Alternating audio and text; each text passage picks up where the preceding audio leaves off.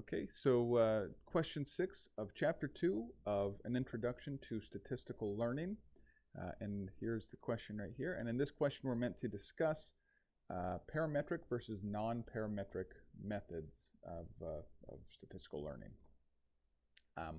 So let's discuss these. So a parametric method is one that assumes certain things about the relationships among variables. Okay, and so we'll get into an example of that in a second. But non-parametric then is just simply a method that does not assume these same features about the relationships among variables. So like many things, there's something of a spectrum here, I think. So some things that are often called non-parametric, you realize that there is some assumptions, just maybe not very strong assumptions, embedded. So I won't go into any examples, or well, maybe I won't go into any examples.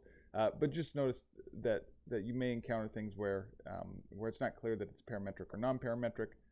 Yeah. So anyway, so an example of a parametric method would just be basic linear regression. Okay, so for example, here's what linear regression is, and the reason that we're saying that this is parametric is because all of the assumptions are embedded right here in the equation. I'm assuming that y is a function of alpha plus beta 1 x1 plus beta 2 x2 or whatever. So even if you're not familiar with regression at this point, just know that there's assumptions embedded here in this equation, right? So I don't know the reality of the thing, but I'm assuming that y is a function of these terms over here, and not only a function of these terms, but this, this specific relationship of the terms, that beta 1 x1 adds to beta 2 x2 adds to alpha, and that makes y. Okay.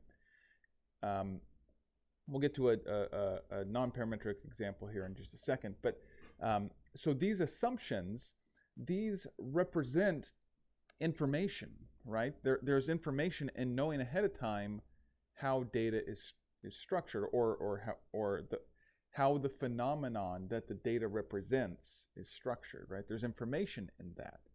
And because there's information in that, as well as in the data that you collect on that phenomenon, parametric methods tend to require less data to fit the data, right? And that's a good thing, but there's a problem, or there's a potential problem, which is that if your assumptions are inaccurate, well, now again, these assumptions are still are presenting information, but that information would be at odds with the data that you actually collect. And so now it might actually be much harder to attain a suitable fit of your model to the data. Okay? And so parametric methods, well, actually, let me say one more thing here. These assumptions are sometimes called priors. If we're talking about Bayesian statistics, if you're not familiar with Bayesian statistics, don't worry about it. But just know that might be something that you hear it called. If you want to learn more about Bayesian statistics, you can look at all sorts of resources, including my playlist on another textbook called Statistical Rethinking.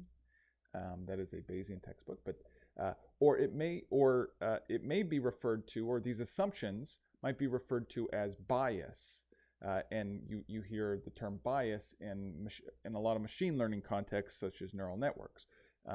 Now, this bias is being used slightly differently than the bias as we've used it so far. As we've used it so far, bias is a term in mean squared error. So we're using bias in different ways. So, okay. So anyway, a non-parametric model would be one that, again, is not assuming relationships or structure to the data. And it's a little bit harder to demonstrate a non-parametric method. Like, it's very easy to put this equation up here and just point out that there's assumptions embedded in that equation.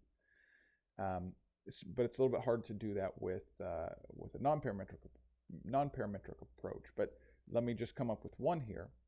and that is something like rank-based hypothesis tests. Okay, so a hypothesis test would be, we're trying to figure out if a variable, say x1, is significantly associated with the outcome variable, like y.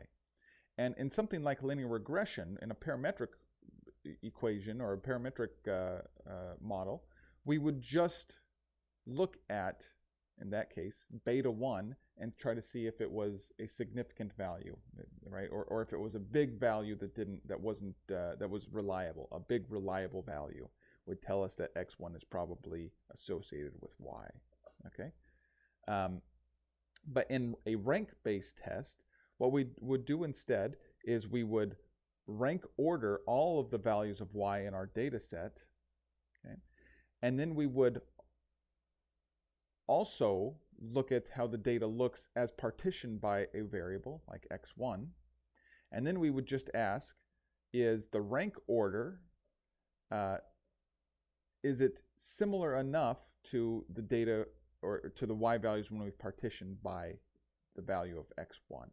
And if they don't look very, very similar, then we would assume that x1 is not important is not importantly associated with y. So sorry if that's a little bit convoluted. All of this gets cleared up later in the chapters.